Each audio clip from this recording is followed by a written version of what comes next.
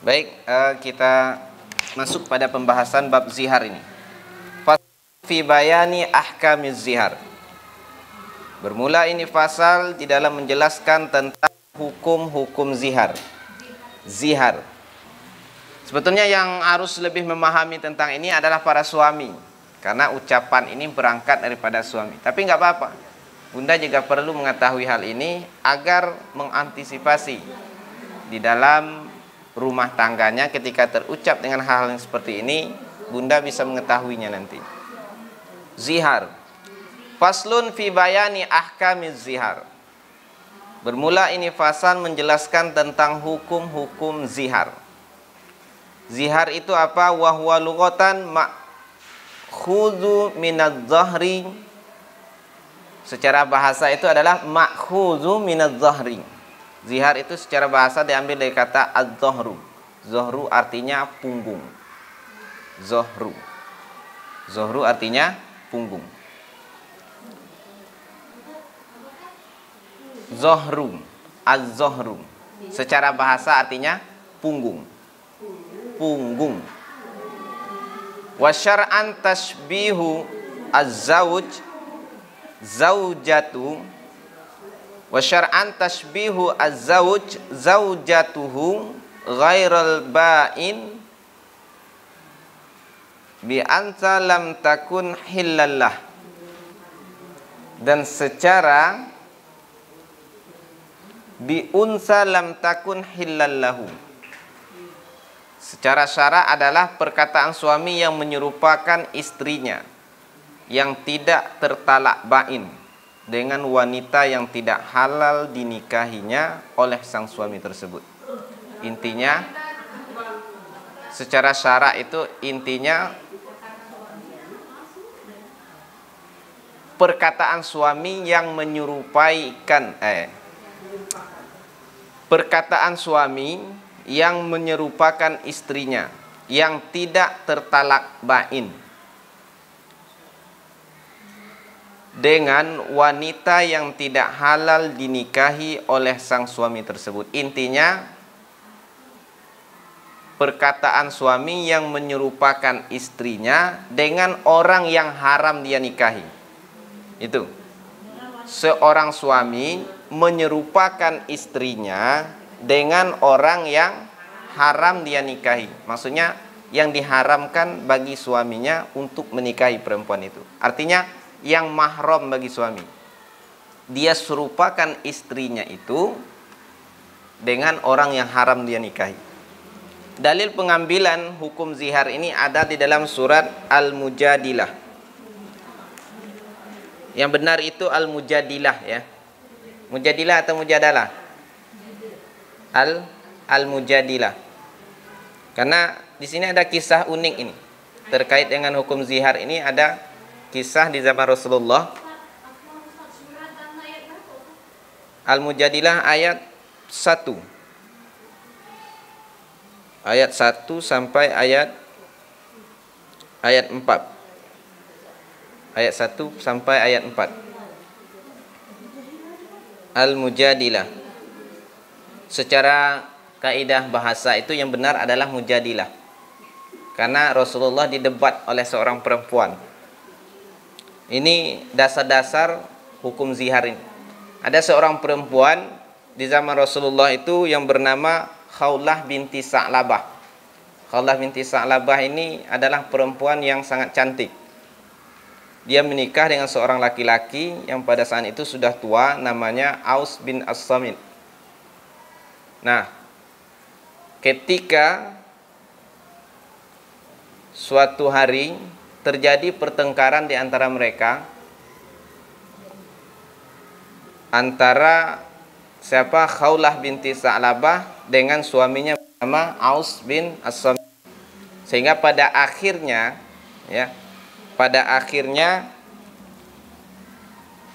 Khawlah binti Sa'labah ini mengucapkan kalimat zihar, ungkapan zihar, yang mana ungkapan zihar ini sudah menjadi tradisi jahiliyah sebelum Islam muncul. Jadi kalimat zihar ini salah satu metode talak. Jadi kalau mereka ingin mentalak istrinya, salah satu cara ataupun metode mereka untuk mentalak istrinya, mereka mengucapkan kalimat zihar ini. Kemarin kita sudah bahas. Ada juga cara mereka dengan mengilak istrinya. Kalau dia sudah tidak suka lagi sama istrinya, tapi mereka tidak mengucapkan kalimat talak, tapi mereka mengucapkan kalimat ilak ataupun kalimat zihar. Itu cara-cara orang jahiliyah mentalak istrinya. Kalau dia sudah tidak nafsu lagi melihat istrinya, ataupun istrinya sudah keriput, sudah tua, maka mereka mentalak istrinya itu dengan cara menzihar ataupun mengilak istrinya. Jadi banyak cara bagi mereka. Nah, Khawlah binti Sa'labah ini pernah suatu ketika bertengkar sama suaminya bernama Aus bin As-Samit ini. Sehingga apa kata Aus bin As-Samit kepada istrinya Khawlah, karena dia saking marahnya sama istrinya, dia mengucapkan, anti alayya ka dhahri ummi. Kata dia, engkau itu bagiku seperti punggung ibuku. Lalu suatu hari setelah dia mengucapkan kata-kata tersebut, ini banyak versi riwayatnya, dia melihat Khawlah ini kan perempuan yang cantik. Ketika dia sholat, pas lagi sujud, datang Aus bin As-Samit, ingin mengajak melihat istrinya sujud itu, datang hasratnya untuk menggauli istrinya, karena memang istrinya sangat cantik kan. Ketika sujud saja membuat dia berhasrat kepada istrinya. Tapi setelah itu Khawlah menolak, dia nggak mau. Dia menolak bukan karena dia durhaka kepada suaminya, tidak. Dia menolak karena memang sudah menjadi tradisi jahiliyah, ketika mengucapkan kalimat seperti ini, maka itu adalah talak. Dan saya tidak akan melayani engkau sampai saya menemukan hukum terkait dengan ucapanmu itu kepada Rasulullah SAW. Jadi Khawlah ini langsung pergi lari, langsung menemui Rasulullah. Ini Khawlah ini gelarnya perempuan yang doanya menembus langit ketujuh, karena salah satu perempuan yang menebat Rasulullah, kemudian dia langsung berdoa kepada Allah, dan ayat Al-Mujadilah ini langsung turun sebab doa beliau. Jadi salah satu asbabun nuzul turunnya surat Al-Mujadilah itu, Mujadilah ya, Mujadilah yang benar. Karena kalau secara kaidah bahasa dia pengganti fi'il mudhari dari kata tujadilu. Tujadilu itu domir hiya. Kalau kita belajar bahasa Arab itu domir hiya untuk fi'il mudhari sedang atau hal itu tujadilu. Nah, kalau kita mau merubah pada isim fa'il, fi'il mudhari yang hurufnya lebih daripada 3, maka ditambah huruf awalnya itu dengan huruf mim. Jadi mujadilah. Kan di situ tujadilu. Kan? Tujadiluka. Ada seorang perempuan yang mendebat Rasulullah. Tu-nya itu diganti dengan mim. Jadi mujadilah. Karena seorang perempuan pakai tak marbutoh, mujadilatun. Karena seorang perempuan yang bernama Khawlah mendebat Rasulullah. Dia bertanya kepada Rasulullah, "Ya Rasulullah, saya telah diucapkan oleh suami saya dengan kata-kata zihar. Dia menyamakan saya seperti punggung ibunya. Sementara ibunya itu adalah orang yang melahirkan dia, dan tidak boleh dia nikahi. Sedangkan ini menjadi tradisi jahiliyah, cara seorang laki-laki memberikan talak ataupun menjatuhkan talak pada suaminya." Pada saat itu jawaban Rasulullah masih standar. Kalau seperti itu ucapannya, maka sesungguhnya engkau sudah haram bagi suamimu. Maka Khawlah tidak terima. Saya nggak terima hal yang seperti ini, karena dia saking cintanya juga pada suaminya. Dalam satu riwayat memang Khawlah sangat cinta pada suaminya. Begitupun suaminya juga cinta. Hanya saja suaminya ini agak sedikit berubah pada akhirnya. Dia seakan-akan tidak terima. Ya Rasulullah, coba Anda pikirkan, saya ini sudah tua. Dulu saya cantik ketika dinikahi oleh suami saya. Tapi sekarang ketika saya sudah tua, saya diceraikan oleh suami saya. Kalau anak saya nanti, anak saya masih kecil, kalau anak saya nanti saya serahkan kepada suami saya, maka anak saya akan sia-sia. Tapi kalau anak saya itu saya yang merawatnya, maka anak saya nanti akan kelaparan. Coba dipikirkan lagi ya Rasulullah. Jawaban Rasulullah tetap bahwa engkau tidak halal lagi bagi suamimu.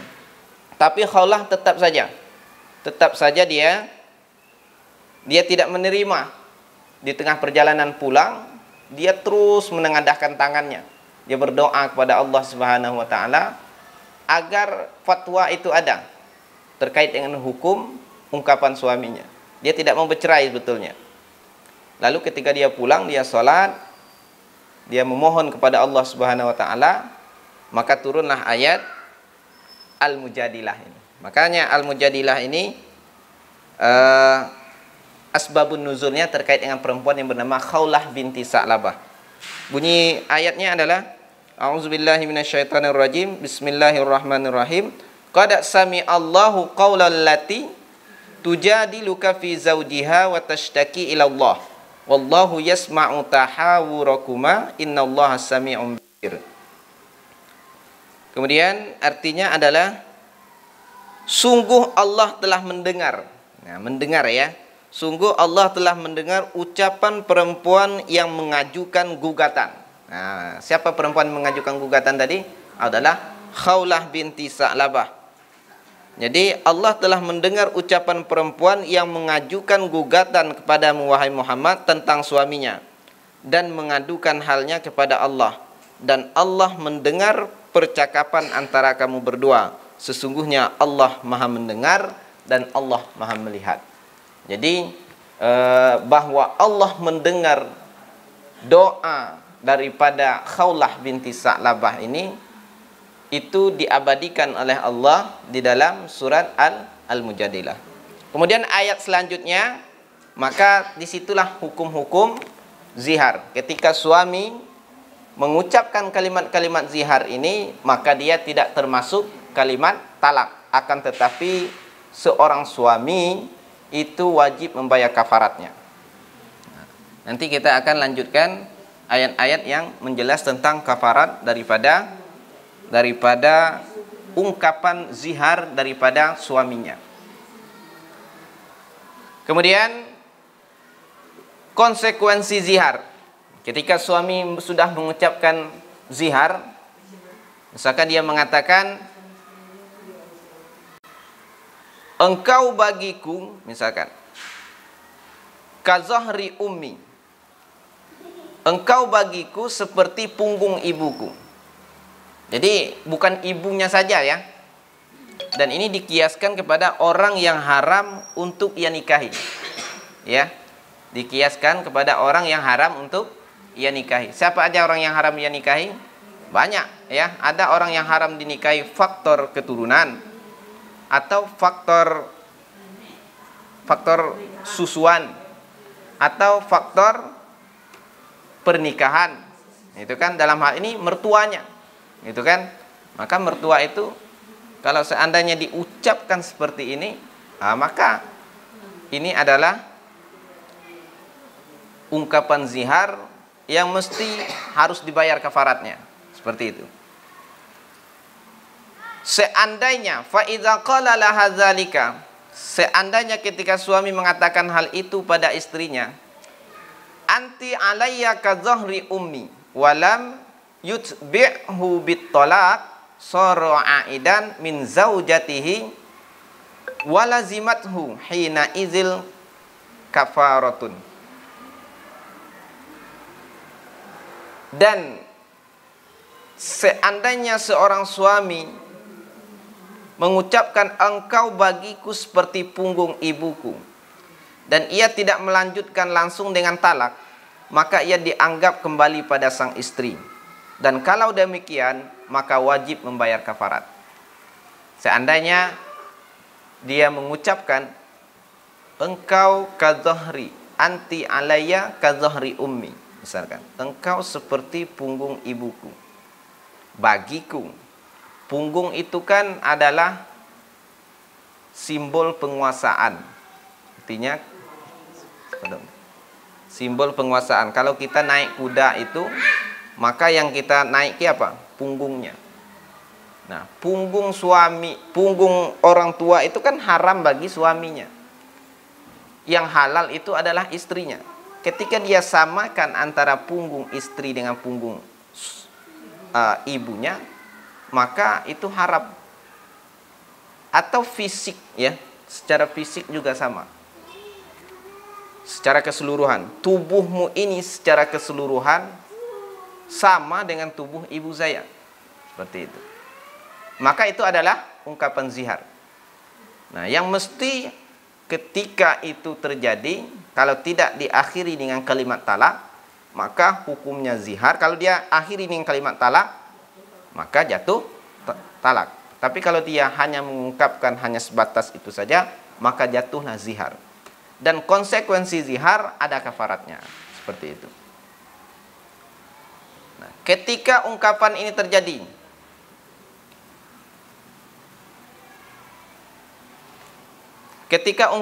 terjadi, seorang suami mengucapkan hal ini kepada istrinya, maka seorang suami wajib membayar kafarat.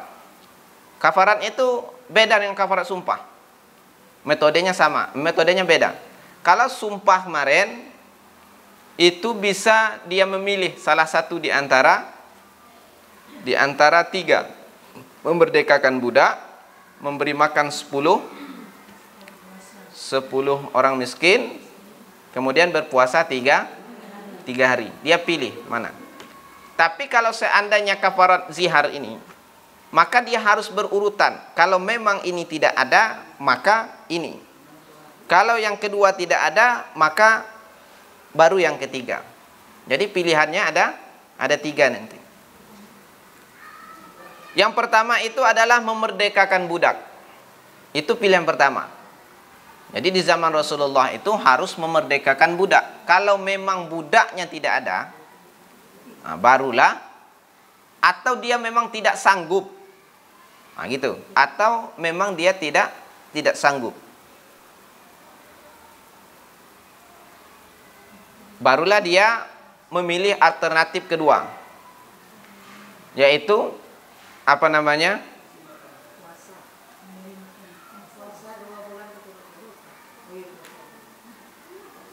Apa? Masih ada tambahan. Memerdekakan budak yang mukmin. Budaknya itu harus mukmin, harus beriman kepada Allah. Tidak boleh budaknya itu yang tidak beriman.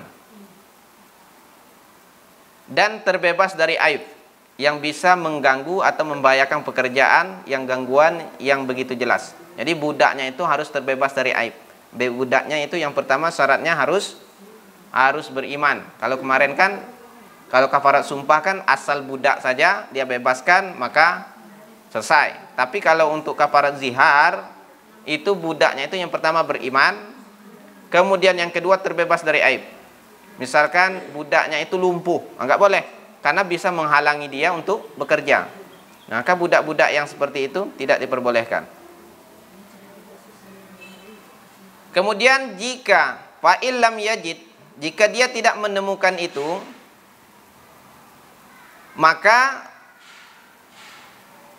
wajib melaksanakan puasa, ya. Wajib bagi dia melaksanakan puasa fasyamu syahraini mutatabi'aini. Jadi dia wajib melaksanakan puasa 2 bulan berturut-turut. Jadi kalau ada suami kita ngucapin kayak gitu, ingat-ingat, kalau nggak ada budak, memang sekarang nggak ada lagi budak. Kalau memang budaknya tidak ada, maka apa? Harus puasa. Puasa itu 2 bulan berturut-turut. Yang berturut-turut gimana? Ya berturut-turut nah. 1, 2, 3, 4, 60 hari. Kalau seandainya 57 hari dia puasa, ternyata batal. Besoknya ulang lagi dari awal. Itu zihar. Ya. Dan kalau seandainya sekarang ada ungkapan seperti itu, yang masih muda itu nggak ada alasan tuh. Mesti harus itu dulu. Kalau memang nggak sanggup, baru dia bisa memilih yang lain lagi. Ini harus memang ketidaksanggupan itu faktor mungkin faktor sakit atau lain sebagainya. Dan memang tidak memungkinkan dia untuk berpuasa, maka baru boleh memilihnya. Tapi kalau seandainya mampu, tetap dia ulang. Mampu dalam artian memang dia fisiknya kuat. Udah 58 hari misalkan, tinggal 2 hari lagi, batal besoknya. Ulang lagi dari awal. 1, 2, 3, 4, 5. Itu. Maka 2 bulan harus berturut-turut. Fa illam yastati, kalau seandainya tidak bisa, al muzahiru sahuma syahraini aw lam yastati tatabu'ahuma fa it'amu sittina miskinan aw faqiran.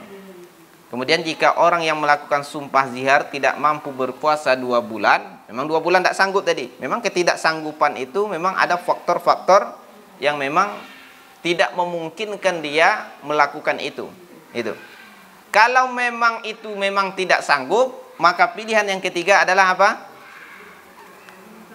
Memberi makan orang miskin. Berapa banyak? 60 orang miskin. Ya, 60 orang miskin. Jadi yang diberi makan itu 60 orang miskin. Kalau kemarin kafarat sumpah berapa? 10 orang miskin. Kalau kafarat zihar lebih besar. Ini sebetulnya Islam itu sangat memuliakan perempuan. Karena perempuan itu tidak bisa dia lecehkan seperti itu saja.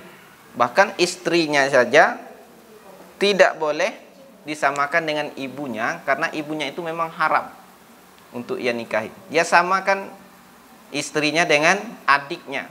Dia samakan istrinya itu dengan dari sisi fisik ya. Dari sisi fisik. Di sini ada ulama yang mengatakan fisik yang wajib ditutup. Yaitu kalau ada aurat besar, mohon maaf, buah dadamu seperti buah dada ibuku. Buah dada istri kita halal bagi kita. Tapi kalau untuk seandainya suami, orang tua, maka haram. Maka itu terjadi kalimat zihar. Jadi zihar itu ada yang kalimatnya sharih, ada yang kalimatnya kinayah. Sama seperti talak. Talak itu ada yang sharih dan ada yang kinayah. Kalau kinayah itu bagaimana? Engkau seperti ibuku. Maka di situ membutuhkan niat. Niatnya untuk apa? Untuk zihar atau untuk menyamakan dalam hal kemuliaan. Maka itu tidak termasuk zihar. Tapi kalau dia menyamakan bermaksud untuk menzihar istrinya, maka jatuh zihar. Seperti itu. Misalkan pahamu seperti paha ibuku, maka itu aurat besar. Kalau menyamakan itu adalah kalimat zihar. Itu namanya kalimat yang sharih, yang jelas. Maka itu termasuk zihar. Atau yang lebih khusus lagi, itu disamakan lagi dengan ibunya. Nah, yang lebih khusus kan mungkin kita paham. Maka itu termasuk kalimat zihar. Tapi ada hal-hal yang memang kinayah, yang membutuhkan penjelasan di situ. Nah. Kemudian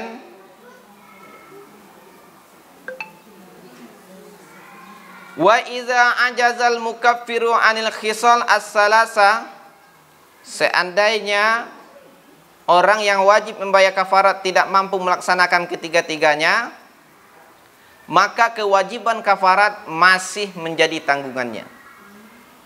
Ya, sampai dia mampu seperti itu. Dan sebelum dia membayar kafarat, istrinya belum boleh sentuh. Wa idza qadara ba'da zalika ala khaslatin fa'alaha. Sehingga ketika setelah itu ia mampu melaksanakan salah satunya, maka wajib ia laksanakan. Walau qadara ala ba'diha kamuddin ta'amin au ba'di muddin akhrajah.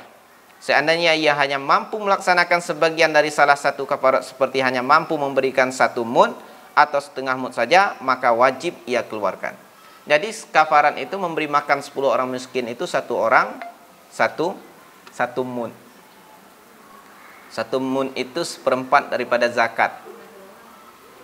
1 mud itu seperempat daripada zakat. 1 mud itu sekitar berapa ya? Kalau zakat berapa? Zakat itu kan 2,8 kilo. 2,8 kilogram ya. Kalau sekarang ini biasanya kita kalau mau aman 3 kilo lah. Tapi seperempat daripada zakat itu 1 mud. Bagi 4, nah seperempatnya itu. Seperempat itu 1 mud. Kalau zakat itu 1 sa'. 1 sa' 4 mud. Nah, sedangkan 1 mud itu 1 mud itu kalau kita konversikan ke beras itu sekitar berapa gram itu? 543 gram. Kalau nggak salah. Kalau memang dia tidak mampu melaksanakan ketiga-tiganya, maka ia hanya mampu memberikan 1 mud atau setengah mud saja, maka wajib ia keluarkan. Wala yahillu lil muzahir wat'uha ay zaujatihi allati zahara minha. Ya. Jadi bagi laki-laki yang melakukan zihar maka tidak diperkenankan mewati istrinya yang telah ia zihar hingga ia melaksanakan kafarat yang sudah disebutkan tadi. Jadi, kalimat zihar itu sudah kita sebutkan ya. Maka zihar itu ada yang sharih, ada yang kinayah. Misalkan dia mengatakan, engkau seperti punggung ibuku. Atau punggungmu seperti punggung ibuku. Punggung ibu itu haram dia nikahi. Maka terjatuhlah kalimat itu sebagai hukum zihar. Atau hal-hal yang aurat yang besar. Aurat-aurat yang besar. Orang kafir pun tidak boleh melihat itu. Ibu ini kalau sama perempuan non-muslimah itu ada auratnya. Sama dengan aurat dengan orang yang haram. Orang yang halal ibu nikahi. Yang bukan mahram maksudnya. Kalau ada aurat-aurat yang seperti itu disebutkan, maka itu termasuk kalimat yang sharih. Ada ulama yang berpendapat seperti itu. Pahamu seperti paha ibuku. Ini jadi sebenarnya ziharnya ada hubungannya dengan istimta. Jadi ada hubungan dengan hubungan kenikmatan ketika suami ingin menikmati istrinya. Seperti itu. Jadi orang jahiliyah itu seperti itu. Jadi khaulah tadi ketika terjadi seperti itu, maka Rasulullah SAW mengatakan kepada Khawlah setelah turun ayat Al-Mujadilah ini, ayat selanjutnya ini kan, allazina yuzahiruna minkum min nisaihim ma hunna ummahatihim in ummahatuhum illallai waladnahum wa innahum la yaquluna munkaram minal qawli wazura wa innallaha la'afun ghafur. Ya, orang-orang yang diantara kamu yang menzihar istrinya, menganggap istrinya sebagai ibunya, padahal istri mereka itu bukanlah ibunya. Ibu-ibu mereka hanyalah perempuan yang melahirkannya, dan sesungguhnya mereka benar-benar telah mengucapkan suatu perkataan yang mungkar dan dusta, dan sesungguhnya Allah Maha Pemaaf lagi Maha Pengampun. Jadi zihar itu, mengucapkan kalimat zihar itu hukumnya haram, tapi dia jatuh hukumnya zihar. Kemudian dilanjutkan, wallazina yuzahiruna min nisaihim summa ya'uduna lima qalu fatahriru raqabah min qabli ayyatamassa dzalikum tu'azuna min bihi dzalikum tu'azuna bihi wallahu bima ta'maluna khabir. Kemudian, dan mereka yang menzihar istrinya kemudian menarik kembali apa yang telah mereka ucapkan, maka mereka diwajibkan memerdekakan seorang budak sebelum kedua suami istri itu bercampur. Demikianlah yang diajarkan kepadamu, dan Allah maha teliti terhadap apa yang kamu kerjakan. Faman lam yajid fasyamu syahraini mutatabi'aini min qabli ayyatamassa faman lam yastati fa it'amu sittina miskinan. Itu. Kemudian, maka barang siapa yang tidak dapat memerdekakan hamba saya, maka dia wajib berpuasa 2 bulan berturut-turut sebelum keduanya bercampur. Tetapi barang siapa tidak mampu, maka wajib memberi makan 60 orang miskin. Nah, itulah hukum yang dikeluarkan oleh Rasulullah SAW. Wahyu turun dan disampaikanlah kepada Khawlah. Maka dimintalah Khawlah tadi oleh Rasulullah, wahai Khawlah, silahkan engkau minta suamimu untuk memerdekakan budak. Kata Khawlah, suami saya sudah tua, nggak ada uang untuk membeli budak. Maka apa kata Rasulullah? Wahai Khawlah, mintalah suami untuk berpuasa 2 bulan berturut-turut. Kata Khawlah, nggak mampu juga, suami saya sudah tua, gimana cara berpuasa 2 bulan berturut-turut? Kata Rasulullah, maka hendaklah yang ketiga itu memberikan 60 makan orang miskin. Nggak mampu juga, kan nggak ada uang, kata Khawlah. Maka apa kata Rasulullah? Saya bantu 1 keranjang kurma. Maka kata Khawlah, saya juga bantu 1 keranjang kurma. Jadi Rasulullah yang membantu Aus bin As-Samit untuk membayar kafaratnya, karena memang dia tidak mampu pada saat itu. Jadi ini sebetulnya penting juga untuk kita pahami betapa ucapan itu berpengaruh, ya. Betapa ucapan itu berpengaruh. Itulah pentingnya kita menjaga ucapan, memelihara lidah. Makanya Rasulullah SAW, hendaklah engkau itu mengucapkan sesuatu yang engkau tidak akan menyesalinya di kemudian hari. Dan janganlah engkau mengucapkan sesuatu yang membuat engkau menyesal di kemudian hari. Kalau kalimat-kalimat seperti ini pasti pada akhirnya menyesal, karena setelah ini diucapkan setan akan bermain. Makanya talak 3 itu setan cepat bermain. Makanya orang banyak dimabuk talak 3. Itu gara-gara setan itu. Ketika setan bermain di situ, maka terjadilah pelaku-pelaku perzinahan, hal-hal yang tidak dihalalkan di dalam syariat Islam.